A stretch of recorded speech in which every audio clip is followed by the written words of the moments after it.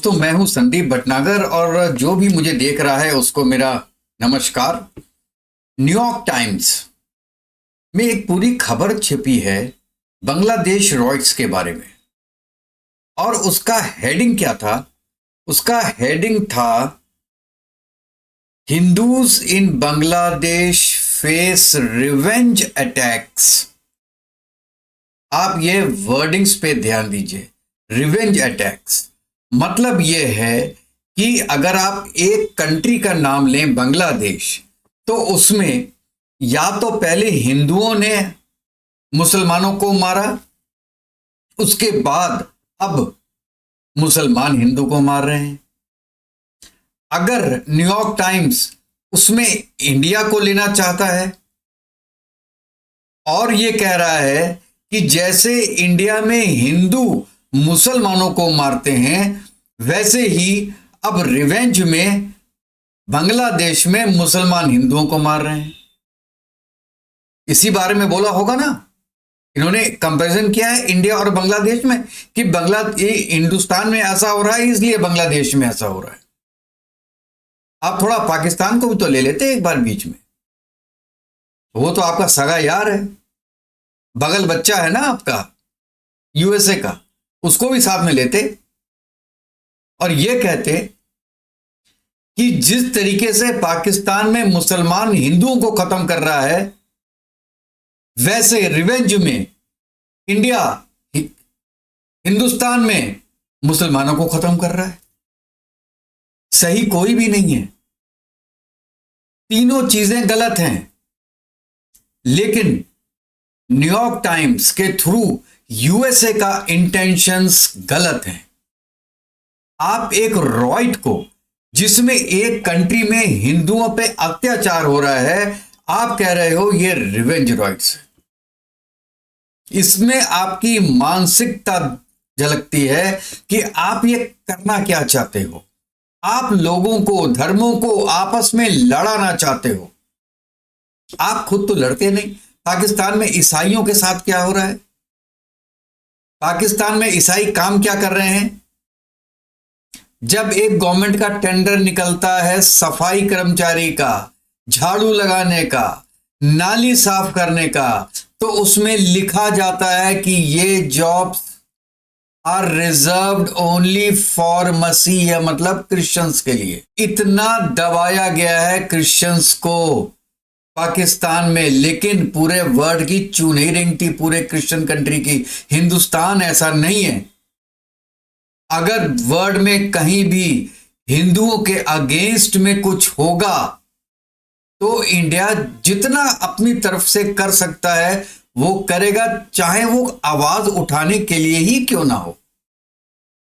आप तो आवाज भी नहीं उठा पाते उन क्रिश्चियंस को जिनकी पाकिस्तान में एक तरीके से दुर्गति हो रही है। जड़ावाला तो आपने सुना होगा ना, 20 वहां पे ईसाई घर जला दिए गए, 50 घर जला दिए गए, कई लोग घायल हैं, एक आदमी की डेथ हो गई उसके अंदर।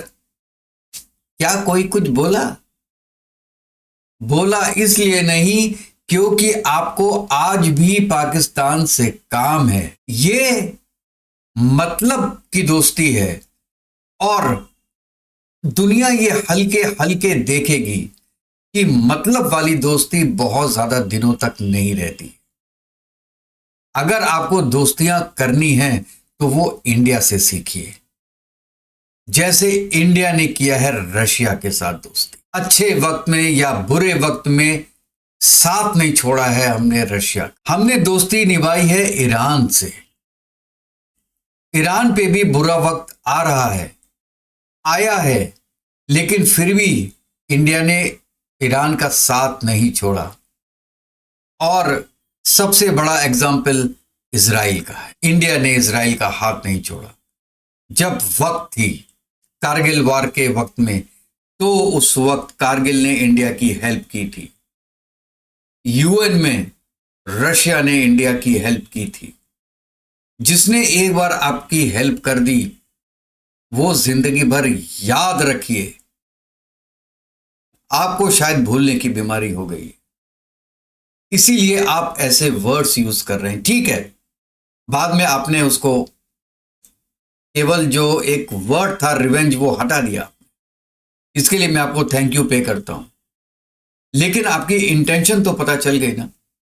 और हटाया तो क्यों हटाया, किसके जोर पे हटाया, किसने बोला था हटाने के लिए, यह भी आपको बताना चाहिए कि आपको क्या किसी ने प्रेशराइज किया था कि रिवेंज का वर्ड हटा दो, या ये आपका ही अपनी अकल थी कि आपके पास अकल आ गई और आपने उसको हटा दिया, या यूएस का प्रेशर था, या इंडिया का प्रेशर था, या इंडिया की प्रेस का प्रेशर था आपके ऊपर जिससे कि आपने ये वर्ड हटाया।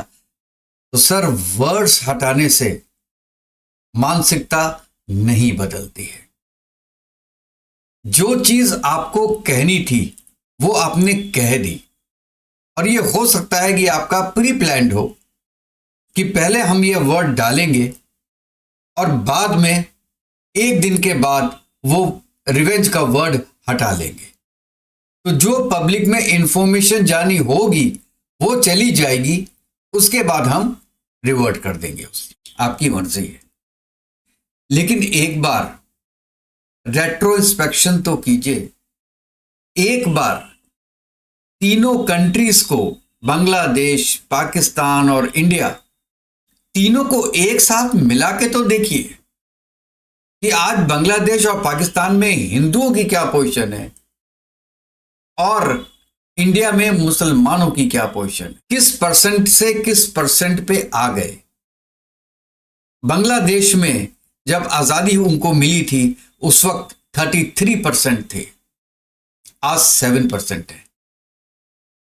पाकिस्तान में 17% हिंदू थे और आज वहां पे 1% है।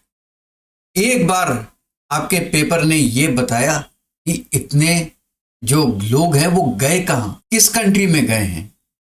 किसी कंट्री में नहीं गए साहब, सब कन्वर्ट हो गए। बच्चियों की जबरदस्ती शादियां करा दी गई, तो जो बच्ची हुई वो मुसलमान हुई, जो उसके बच्चे हुए वो मुसलमान हुए। और लड़कों से तो कोई मुसलमान लड़की शादी करेगी नहीं, तो लड़के या तो देश छोड़ के कुछ चले गए या मार दिए गए, लेकिन ज्यादातर ऐसे हैं जो बदल दिए गए, जो कन्वर्ट कर दिए गए। और हिंदुस्तान में क्या कभी आपने यह सुना है कि हिंदुओं ने मुसलमानों को कन्वर्ट किया है? और इंडिया में पॉपुलेशन मुस्लिम्स आज 15% है और ये 6% से 15% हुई है, और आप कह रहे हैं कि ये रिवेंज अटैक्स है।